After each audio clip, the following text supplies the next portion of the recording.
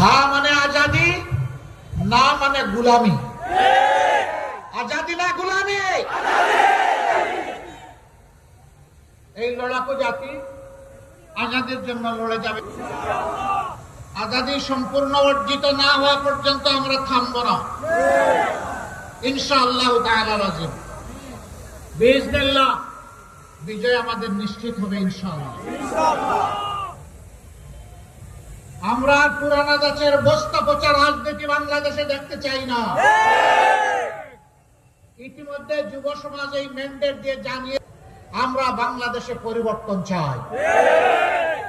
আমরা মানবিক রাজনীতি চাই, দুর্নীতি মুক্ত বাংলাদেশ চাই, ফ্যাসিবাদের ছায়া মুক্ত বাংলাদেশ চাই, আধিপত্যবাদ মুক্ত বাংলাদেশ চাই। সম্মানিত ভাইরা,